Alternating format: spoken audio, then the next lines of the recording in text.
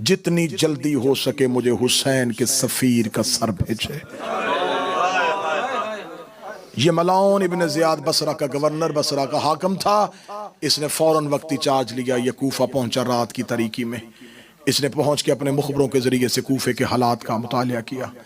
اس نے کوفے کے حالات کو کنٹرول کیا۔ جن لوگوں سے پیسے سے خریدنا تھا پیسے سے خریدا، جنہیں دھمکی دینی تھی انہیں دھمکی سے خریدا۔ اس نے گلیوں میں مخبر، بازاروں میں سپاہی اور فوج تعینات کر دی۔ کوفے کی مرکزی مسجد میں اعلان ہو گیا کوئی گھر سے باہر نہیں نکلے گا، کوئی بازار میں خرید و فروخت کے لیے کسی دکان پہ کھڑا نہیں ہوگا۔ کوفے کے حالات یکدم بدل گئے، کرفیو کا سما ہو گیا۔ اب مسلم اور مسلم کے ماننے والے گھروں میں ہو گئے، اکیلے گھروں میں مسلم۔ اب جناب مسلم کبھی کسی کے گھر میں رکتے ہیں، کبھی کسی کے گھر میں رکتے ہیں۔ ایک گھر میں مسلم جاتا ہے، خبر آتی یہاں فوج آنے والی ہے، مسلم وہاں سے نکلتے ہیں دوسرے گھر میں چلے جاتے ہیں، وہاں پہنچتے ہیں پتہ چلتا ہے یہاں بھی چھاپا، یہاں بھی فوج، مسلم تیسرے گھر، چوتھے گھر، پانچویں گھر، آخر کوفہ میں گھر ختم ہو گئے۔ جناب مسلم نے جب آخری نماز پڑھائی، پیچھے مڑ کے دیکھا تو کوئی نہیں تھا۔ اکیلے جناب مسلم کوفہ کی گلیوں میں چلتے چلتے چلتے کوفہ بستی سے اتنا دور چلے گئے کہ بستی ختم ہو گئی۔ آخر میں ایک گھر تھا جس کے آگے بازار بند تھا۔ مسلم اس دروازے پہ بیٹھ گئے، قبضہ تلوار پہ جناب مسلم نے پیشانی رکھی۔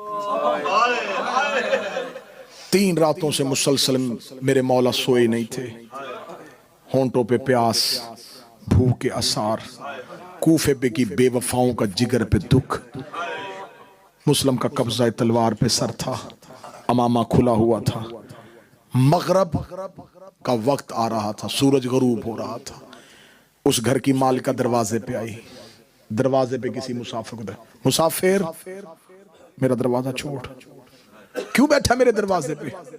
جناب مسلم نے کہا دھوپ تھی، بچتا ہوا یہاں بیٹھ گیا، سورج غروب ہو گیا ہے، اب چلا جاؤں گا۔ کہنے لگی جہاں بھی جانا ہے جا۔ کسی کے گھر مہمان آئے، جناب مسلم نے قبضہ تلوار سر اٹھا، فرمایا آیا تو مہمان تھا، تم رو گے لیکن اگر جملے سمجھ سکو، آیا تو مہمان تھا لیکن اب کوئی میزبان بننے کے لیے تیار نہیں۔ دے کہتی اچھا کون تھا تیرا میزبان، کیوں کیا اس نے ایسے تیرے ساتھ؟ اچھا جہاں بھی جانا ہے یہاں سے اٹھ، تجھے نہیں خبر کہ کوفے کا گورنر نے آ گیا ہے، کوفے میں کرفیو ہے، حالات خراب ہو چکے ہیں، میرے دروازے کے آگے نہ بیٹھ، کسی اور جگہ پہ جا۔ جناب مسلم کہتے کہاں جاؤں؟ کہتی مسجد میں چلا جا، اللہ کا گھر ہے، وہاں ہر کوئی رہ لیتا ہے۔ مسلم دیکھ کہتا ہم اتنے غریب ہیں، ہمیں اللہ کے گھر میں بھی کوئی نہیں رہنے دیتا۔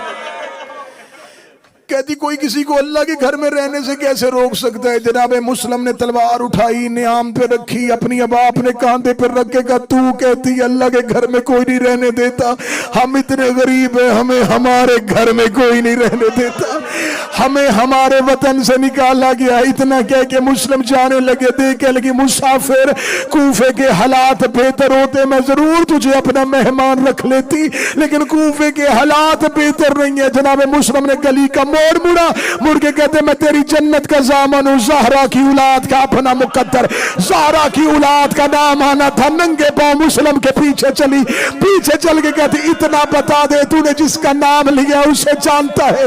جہاں مسلم دیکھ دے تو اسے جانتی ہے، کہتی محمد کی بیٹی ہے، اس کے 2 حسن حسین جیسے بیٹے ہیں، وہ علی کی زوجہ ہے، میں تو اس شہزادی کی کنیز ہوں۔ مسلم دے جس کی کنیز ہے میں اسی کی اولاد۔